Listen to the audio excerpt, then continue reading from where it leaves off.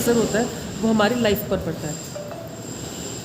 जैसे कि अगर सॉइल में पोल्यूशन है, मतलब अगर हमारी मिट्टी गंदी हो गई है तो उसका सीधा असर जो है प्लांट्स के थ्रू हमारे खाने के ज़रिए हमारे अंदर जाएगा। अगर एयर हमारी पोल्यूट हो गई है, मतलब गंदी हो गई है, तो सांस के ज़रिए हमारे लंग्स पर सीधा असर करेगा।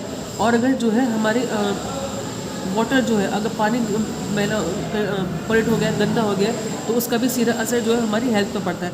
तो इन जितनी भी चीज़ें होती हैं, एयर वाटर सॉइल, ये सब अगर मैले होते हैं, पोल्यूट होती हैं, तो उसका सीधा असर हमारी ही जो है हेल्थ पर पड़ता है। अब पहले हम देखेंगे एयर पोल्यूशन। एयर पोल्यूशन क्या होता है? जैसे कि मछली पानी में रहती है, उसी तरह से हम जो है एयर के, मतलब हवा के, समुद्र में रहते हैं। ठीक है। The quality of air at any place and time depends on its fitness to support life. किसी भी जगह की जो एयर होती है, जो हवा होती है, वो उसकी क्वालिटी किस चीज़ पे डिपेंड करती है कि एट एनी प्लेस वो किस पे डिपेंड करती है कि वहाँ की जो एयर है वो लाइफ को कितना सपोर्ट करती है। फॉर एग्जांपल, आप खेतों में, जंगलों में कैसे सांस लेते हैं, मतलब आप वहाँ पे कैसे फील करते हैं। और अगर आप रोड पर चलते हैं तो वहाँ पर आप कैसे फील करते हैं। जाहिर सी बात है, हम रोड पर चलते हैं तो वहाँ पर हमें सांस लेने में प्रॉब्लम होती है। क्यों? क्योंकि रोड पर चलने वाले जितने भी व्हीकल्स होते हैं वो ज़्यादातर जो है बहुत ही पॉइजनस गैस जो है निकालते हैं, जो कि जिससे कि हमें सांस लेने में प्रॉब्लम होती है। क्योंकि वहाँ इसलिए रोड्स के आसपास की जो एयर होती है वो पोल्यूट होती है, और जो जंगलों में, गार्डन्स में और जो खेतों में एयर होती है वो थोड़ी सी वो प्योर होती है। क्योंकि वहाँ पर रोड्स नहीं होती, पोल्यूशन नहीं होता, और ज़्यादा प्लांट्स होने की वजह से एयर भी फ्रेश होती है। हमारी फैक्ट्री से निकलने वाला जो धुआं होता है और जो गार्बेज हमारे घरों के आसपास इकट्ठा होता है, ढेर लगा होता है, उससे निकलने वाले जो गैस होती है, जो स्मेल होती है, वो भी हमारे एयर को पोल्यूट करती है। Now acid rain. Acid rain क्या होती है? Coal and oil contains some sulphur. कोयला और तेल जो होता है उसमें कुछ सल्फर होता है। व्हेन दीज आर बर्न, और जब कोयला और तेल को एक साथ जलाया जाता है तो वो एक साथ मिलकर जो है हमारी ऑक्सीजन में सल्फर जो है, वही गैस सल्फर जो होती है उसको मिक्स कर देते हैं, जिससे कि ऑक्सीजन और सल्फर को मिक्स करके एक पॉइजनस गैस बनती है, जो कि होती है sulphur dioxide.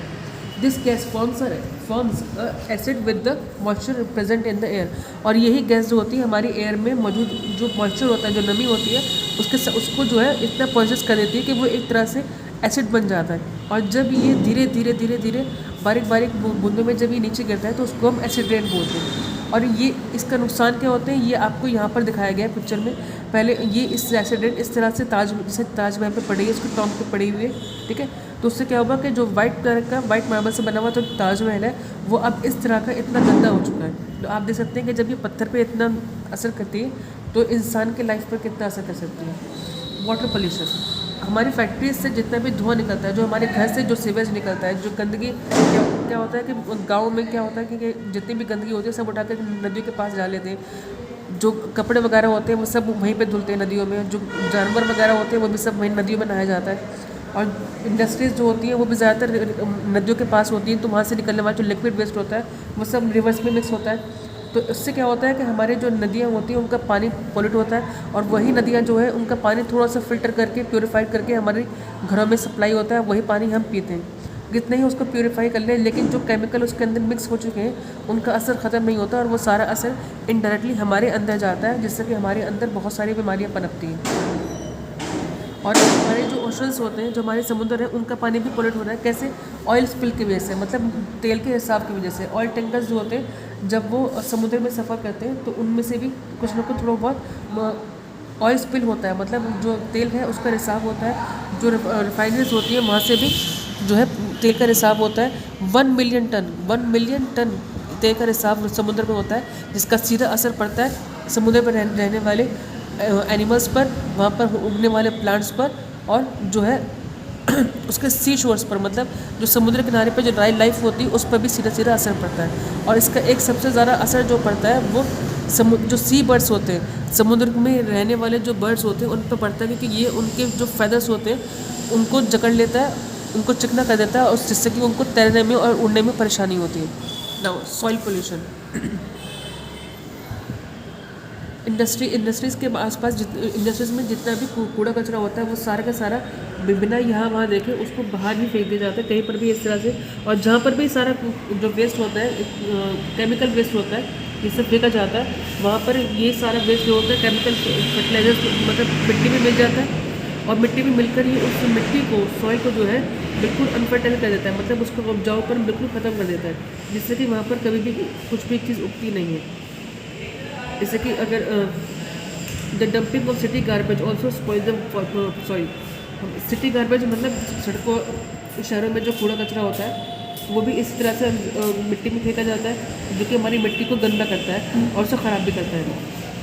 It contains many types of germs, worms and insects which harm the crops. और ये जो इसमें बहुत सारे जर्म्स भी होते हैं, वर्म्स होते हैं, इंसेक्ट्स होते हैं, जो कि हमारी फसलों को, क्रॉप्स मतलब फसलों को नुकसान पहुँचाते हैं। नॉइज़ पोल्यूशन क्या होता है? नॉइज़ पोल्यूशन होता है जिससे कि जो शहरों में बड़े बड़े हॉर्न होते हैं, व्हीकल्स के जो हॉर्न होते हैं, और जो लाउड स्पीकर्स होते हैं, फैक्ट्रीज से निकलने वाली मशीन का जो शोर होता है, रनिंग व्हीकल्स जो होते हैं उनका जो शोर होता है वो दिन ब दिन बढ़ता जा रहा है। और इसके बढ़ने से क्या होता है कि यही शोर हमारे कानों को इतना बुरा लगता है कि इससे क्या होता है कि कभी कभी हमारा बीपी भी हाई होने लगता है, और जो है हार्ट बीट ज़्यादा तेज़ होने लगती है। तो उसको हम बोलते हैं नॉइज़ पोल्यूशन, मतलब वो आवाज़ जो कानों को सुनने में अच्छी नहीं लगे, उसको और उसको सुनकर प्रॉब्लम हो, तो उसको हम बोलते हैं नॉइज़ पोल्यूशन। और आजकल जो नॉइज़ पोल्यूशन के जो पेशेंट्स हैं वो काफ़ी जो है शहरों में बढ़ते जा रहे हैं। Prevention of air pollution, green trees मतलब प्रिवेंशन ऑफ एयर पोल्यूशन, मतलब एयर पोल्यूशन रोकने के लिए हमें क्या करना चाहिए? सबसे पहले हमें ग्रीन ट्रीज ज़्यादा से ज़्यादा लगाने चाहिए। हमारे जो व्हीकल्स के इंजन हैं उनको हमें पोल्यूशन फ्री बनाना चाहिए। फैक्ट्री से निकलने वाला जो धुआं होता है उसको हमें वो धुआं फैक्ट्री से निकलने से पहले उसको ट्रीट करना चाहिए, मतलब उसका इलाज करना चाहिए ताकि कम धुआं निकले और वो कम से कम पॉइजनस हो। प्लांट्स एंड एनिमल्स का जो वेस्ट होता है उसको भी हमें कंपोस्ट करना चाहिए एज ए मैन्योर, मतलब खाद बनाने के लिए उसको कंपोस्ट करना चाहिए। कैटल डंग मतलब गाय का जो गोबर होता है उसको भी हमें यूज़ करना चाहिए बायोगैस के लिए, जो कि बिल्कुल ही नेचुरल होती है, उसमें कोई और वो एक्सपेंसिव भी नहीं होती। In making biogas the animal facial matter is turn into a good manure. और क्योंकि जब हम बायोगैस बनाते हैं तो उसमें जो एनिमल फेशियल मैटर होता है मतलब उनका जो गोबर वगैरह होता है वो एक बहुत ही अच्छी मैन्योर में, अच्छी खाद में जो है तब्दील हो जाता है। Garbage should be collected in dustbin, हमें अपना कचरा जो है वो ऐसे डस्टबिन में फेंकना चाहिए जिसके ऊपर लिड हो, जिससे कि उस पर मक्खियाँ न बैठे और जो है कुछ भी बीमारियाँ न फैलें। Prevention of water pollution, water pollution हमें कैसे रोकना चाहिए?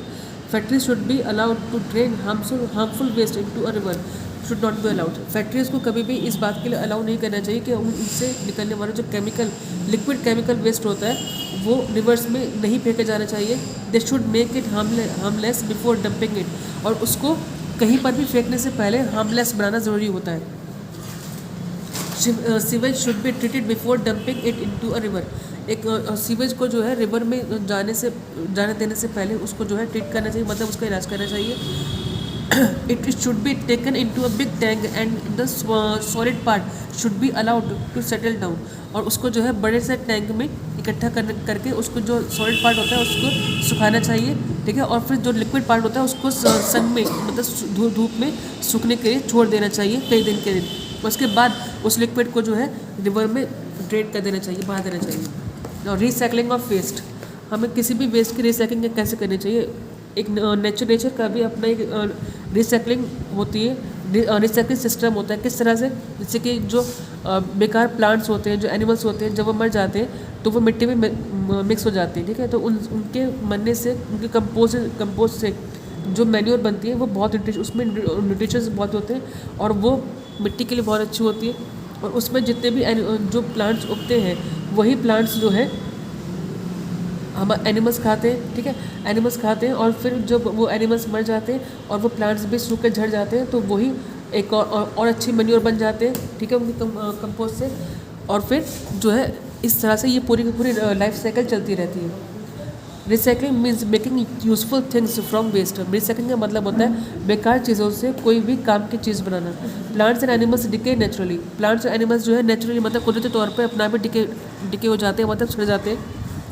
Things made from plants and animals also decay naturally, और इनसे बनी जो चीज़ें होती हैं वो भी अपना आप नेचुरली जो है डिकम्पोज हो जाती है। और ऐसी चीज़ें जो कि अपने आप डिके हो जाती है, मतलब सड़ जाती है, डिकम्पोज हो जाती है नेचुरली, उनको हम बोलते हैं बायोडिग्रेडेबल, जैसे कि वेजिटेबल पील्स होते हैं, मतलब सब्जियों के और फ्रूट्स के छिलके होते हैं, लेफ्ट ओवर फूड बच्चों को जो खाना होता है, कॉटन क्लॉथ सूती कपड़े होते हैं, paper wood cattle dung leather, ये चीज़ें ऐसी होती हैं जो कि अपने आप ही सड़ जाती हैं और डिकम्पोज हो जाती हैं। और ऐसी कुछ चीज़ें ऐसी होती हैं जो अपने आप सड़ती नहीं है, ना ही वो डिकम्पोज होती हैं, उनको हम बोलते हैं नॉन बायोडिग्रेडेबल, जैसे कि टिन कैंस होती है, बॉटल्स होती है, प्लास्टिक कंटेनर्स होते हैं, बैग्स होते हैं, ठीक है। रिसाइकलिंग का मतलब क्या होता है?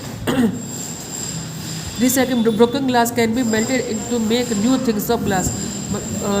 जैसे ब्रोकन ग्लास मतलब टूटा हुआ कांच जो होता है उसको हम पिघलाकर जो है कांच की नई चीज़ें बनाने में यूज़ कर सकते हैं। वेस्ट पेपर और मतलब जो बेकार पेपर होता है, जो ओल्ड कॉटन क्लॉथ मतलब पुराने सूती कपड़े होते हैं, उनका भी हम पल्प बना के उनको जो है उनसे पेपर कार्ड और कार्डबोर्ड बना सकते हैं। Waste plastic like old PVC foam chappals shoes cans and bottles can be converted into new items of plastic after melting. Plastic की जिस चीज़ों को भी हम मेल्ट करके मतलब पिघलाकर उनसे प्लास्टिक की और नई चीज़ें बना सकते हैं जो हम काम में ले सकते हैं। Iron from metallic cans and aluminium from bottle caps can be used to make new things. और भी बहुत सारी चीज़ें होती हैं जिनको हम नई चीज़ें बनाकर यूज़ कर सकते हैं।